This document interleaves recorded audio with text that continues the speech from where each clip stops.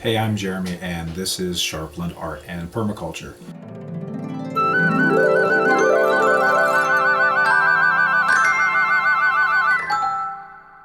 Today, we're going to be starting onions from seed.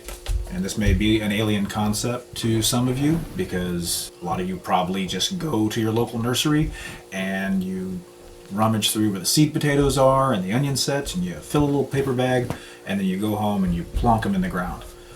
While that may be easier than starting your onions from seed, since it is January 12th out right now, I think, at the time of recording, maybe the 13th of recording this video, obviously there's a lot more time and effort and energy that goes into growing your onions from seed.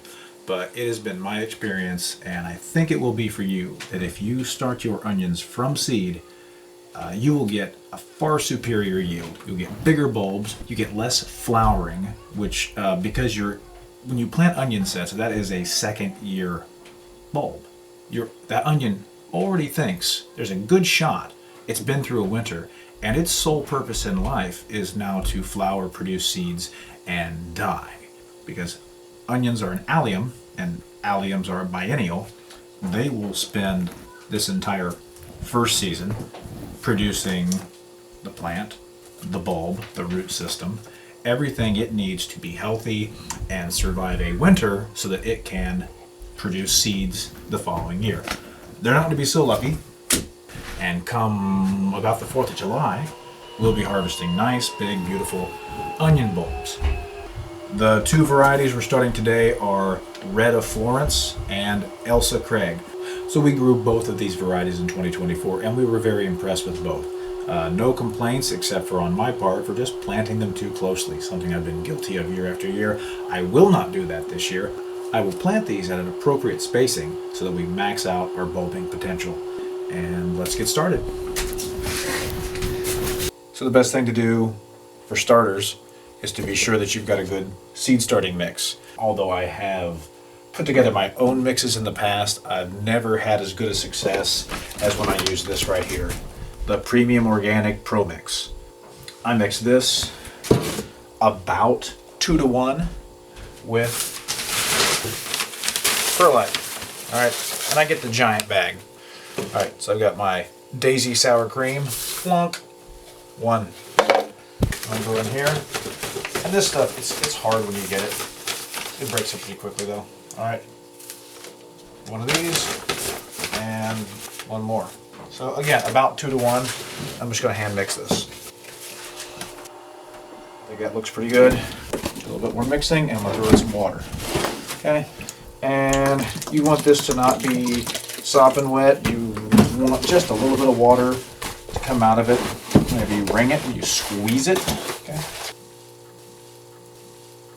There, just a little bit of water comes out.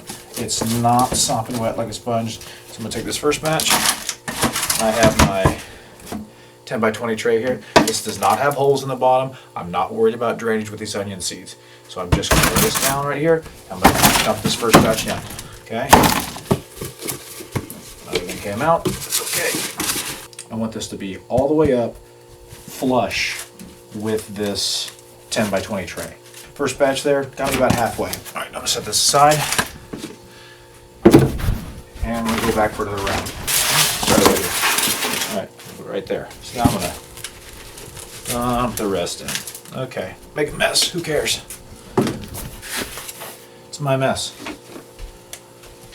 And now again, I'm coming in and I'm smoothing it out. I just want this to come right up to the lip of this 1020. Once again, this is not a tray with holes in the bottom.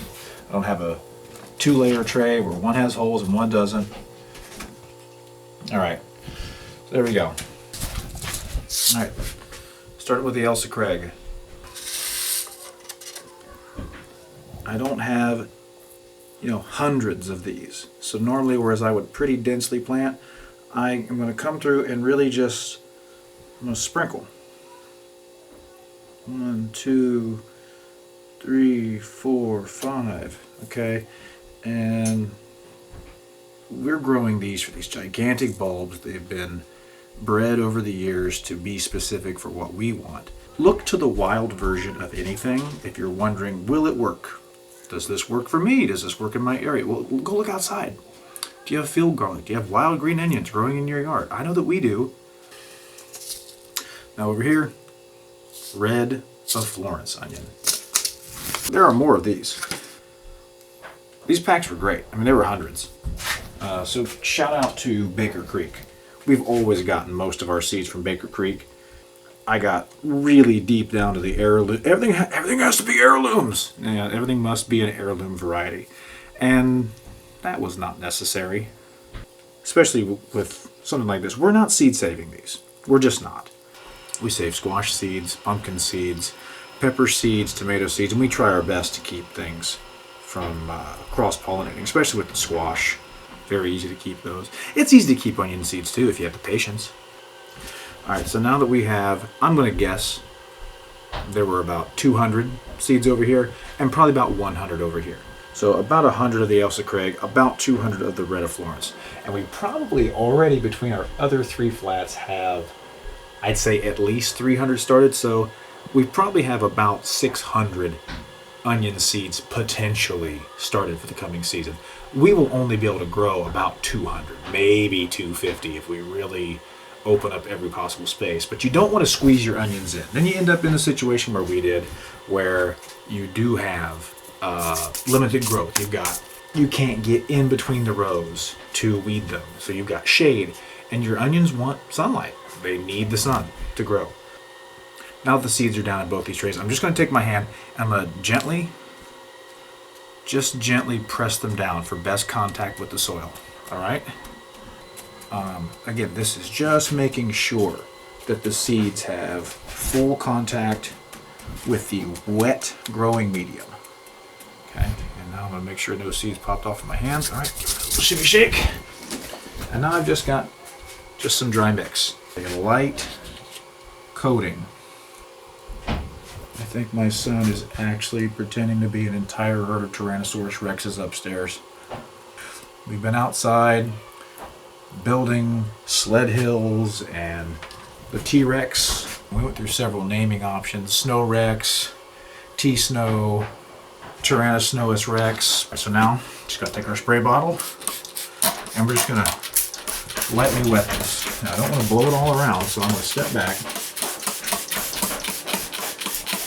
and just mist it from a distance. Misting from a distance. That's definitely not a song. Okay. No, I didn't spring for the humidity domes, because I'm cheap. But you know what works really well for sprouting these? Any piece of plastic you have. This happens to be the bag from the party cups that we will use for growing out our larger seedlings later on in the season. Our tomatoes, our peppers. But yeah, here's just another piece of clear plastic tarp. All right, I'm just gonna lay this over. This says these can sprout anywhere between, I think, 5 to 10 days. I'll just come and we'll just lift this up and we'll just check. In about 5 to 7 days, you can expect to start seeing your first onion seedlings just sprouting up. They're gonna look like little green vines just poking up through the surface. And you don't have to take it off right when you see the very first one. You're going to look over here and you're going to see 10 or 12 or more of your seedlings popping up. Go ahead and just take that off, and then you can mist them periodically to be sure they're staying good and moist. Just at this point though, like I said, there are no drainage holes in this. I'm not worried about soaking these and root rot or anything like that, because these are going to take off. If your plants look a little bit sad, just water them. If they look like they're good, leave them be. If you are not sure what to do, poke your finger down in. If it's dry on the top, but you can feel moisture, 1/4 to 1/2 inch down, leave it alone.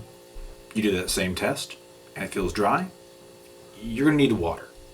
Again, onions will give you a lot of leeway in their care. Now we're gonna go ahead and put our plastic on, and we're gonna move over to the lights. All right, we're just going to slide these. Here's the Red of Florence going in underneath, and I can do 4 trays wide with these.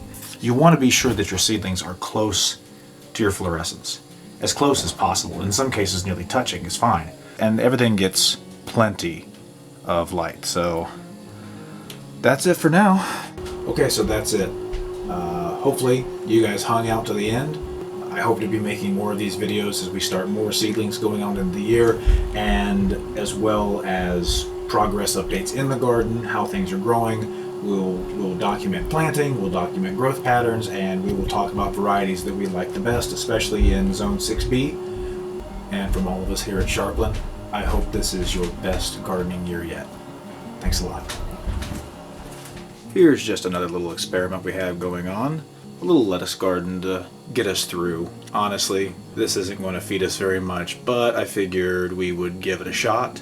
I will start some more lettuce, probably tonight, along with some cilantro. Yeah. All right. Thanks for looking at my mess.